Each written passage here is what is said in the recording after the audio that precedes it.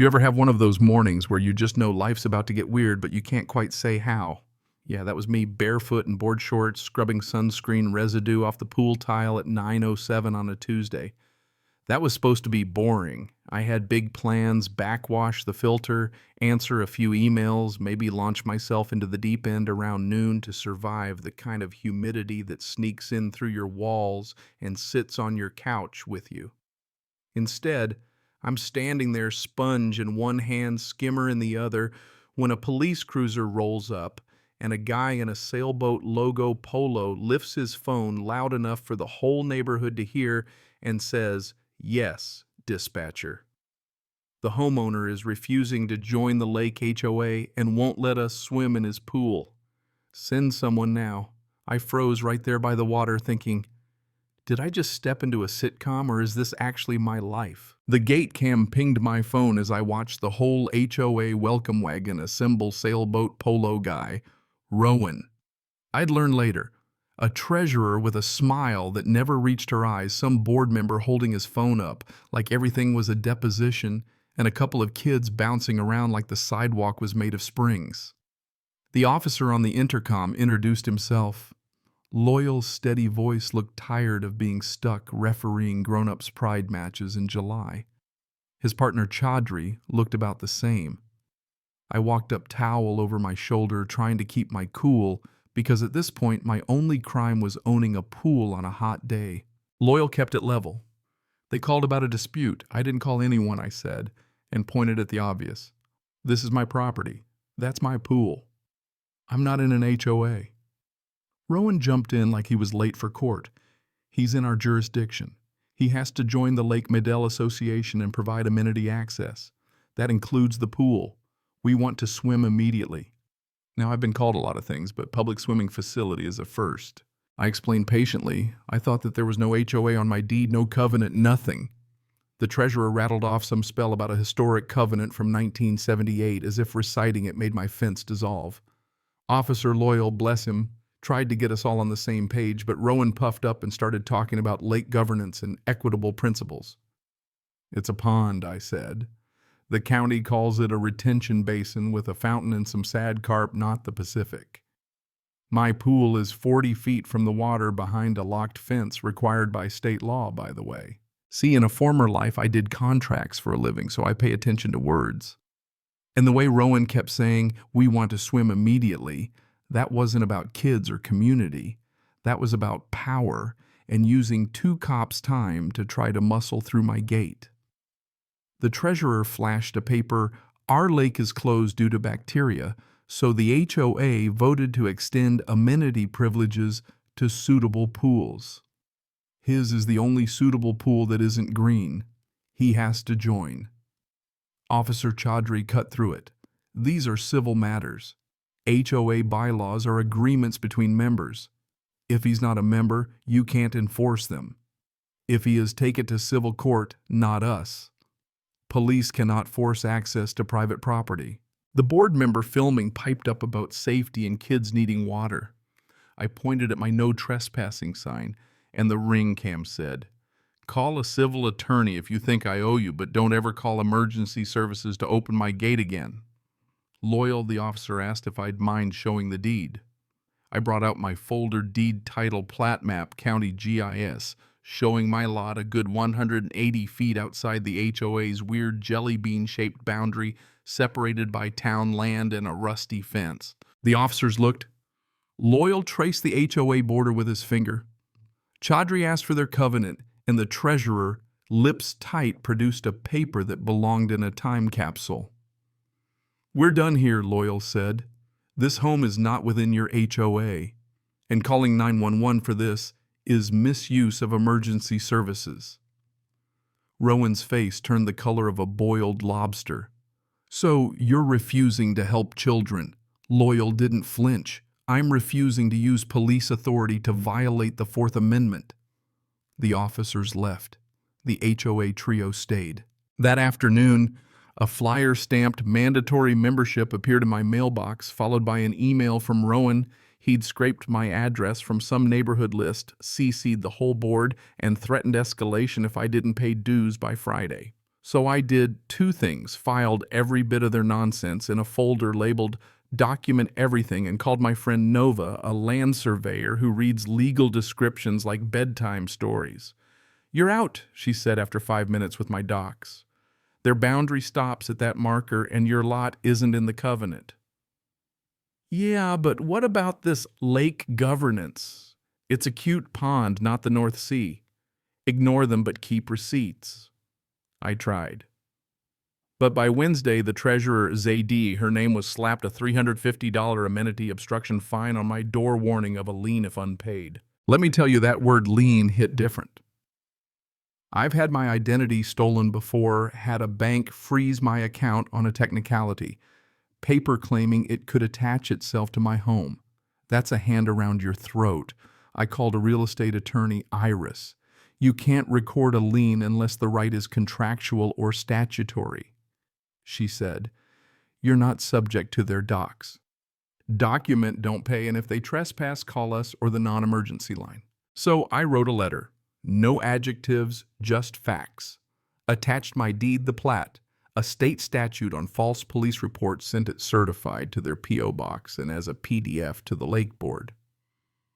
I posted a copy inside my gate next to the no trespassing sign. I thought that'd be the end.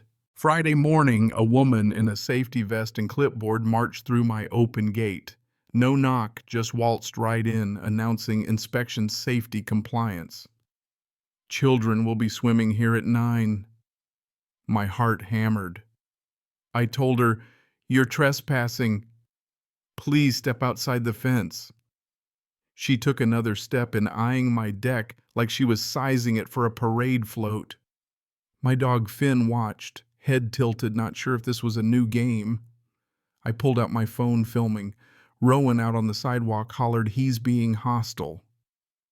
This time I called the non-emergency line myself. Officer Loyal showed up again, looking like he wanted a new assignment. I handed him my letter. He looked around, listened, and told the woman, "Ma'am, you need to step off the property. If you come back, you can be cited." Rowan tried to mediate. Loyal just said, "There is no access. There is no schedule. He is not in your association. Further misuse of emergency services will be referred for review." That actually worked. They left. Over the weekend, I got creative. Added a second lock to the gate, printed a QR code that links to the county GIS and my plat, made a binder with Finn's paperwork. Apparently, I was now the sort of guy who expected strangers to show up in vests, clutching clipboards, and reading me HOA bylaws like scripture. Monday, a certified letter arrived, Middle Lake. Legal Affairs. Not a real firm, by the way. Just Zaidi in legalese. Amenity crucial to morale, 48 hours to cure your breach. All that jazz. Iris said demand letter. Then injunctive relief if they keep it up. Call the county if their HOA hasn't filed annual reports. They're not in good standing. If they record a fake lien, we'll shut them down. I started collecting public records. The county clerk, who sounded like she crocheted during lunch, emailed me proof the HOA hadn't filed a report in 3 years, and their officers on file didn't match the current board. I taped a copy of that right inside my gate, so if anyone tried safety inspection again, they'd see official letterhead saying, "We don't know who these people are either." For fun, I ordered a bright blue kiddie pool, set it up inside the property line with a sign, "Community pool, caution, shallow." Finn's rubber duck floated in it. The HOA didn't laugh. Some guy in golf shorts kicked the pool over and muttered, "Childish jerk." His friend warned, "Don't step on the duck." Then the escalation came. Zaidi returned with a contractor shirt label covered in duct tape, toolbox in hand, bolt cutters at the ready. "Installing an association-compliant latch," she announced. "Preserving safety." "You are not touching my lock," I said, and called the cops for real this time. Officer Chaudhry arrived, saw the tools, and told them, "Your board vote does not trump property law. Step off the property." Zadai promised, "This isn't over." "Good," I said. "Means I'm not giving up either." I sent Iris the cam footage. She said we're filing for a protective order. I spent that week writing declarations, attaching evidence, 911 logs, videos, even a photo of the kiddie pool for color. At the hearing, Iris presented the stack. My client is not in their association. They've misused the emergency line, trespassed, attempted to alter his property, and labeled him delinquent. The judge asked the HOA's lawyer, "Is the petitioner's property within your recorded boundary?" The lawyer stalled, but finally said no. "Do you have any contractual basis, customary use?" The judge cut him off. "No, this is easy. No more contact, no more emergency calls for civil disputes. Order granted." Rowan brushed past me outside and muttered, "You may have won the battle." Yeah, I said I'd prefer to win my yard back. But it wasn't over. A banner appeared, "Save our lake, save our summer. Ask the pool guy to share." A donation jar, pamphlets, and 2 teenagers out front. It was harassment by proxy designed to get under my skin. But then Bivon, a board member gone rogue, started messaging me screenshots, group chat evidence that the 911 call had been planned, that they wanted to film me, push my buttons, and make me look bad. The county got involved, no event permit for the banner or donation stand. Cops issued warnings.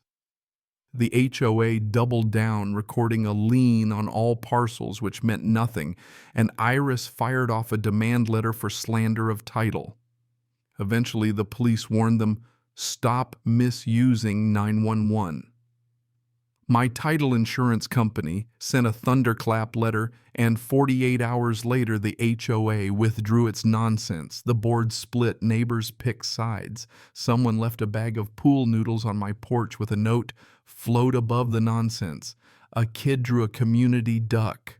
Election night. The neighborhood chose new leadership, people who wanted to fix the actual problems. We settled. The HOA apologized, paid my fees, covered the permit fine, and adopted a no-harassment policy. The old board took their lumps. Rowan paid a fine Zadie, got a notary reprimand, and Silas did community service, picking up trash by the lake he'd claimed to protect. 3 months later, the judge stamped the final order. My parcel is not and has never been in their HOA. So why not just let the kids swim? Because intent doesn't open gates. Contracts do. They called 911 to force me to join, demanded my pool immediately, and learned the hard way that immediately is for emergencies, not entitlement. The next summer, life was quiet. I backwashed the filter, tossed sticks for Finn, and swam with the gate locked and only the people I invited. Tell me, would you have let them in, or would you have drawn the line? Drop your thoughts below. Tell me where you stand on boundaries, on community, on justice. See you next time, friends.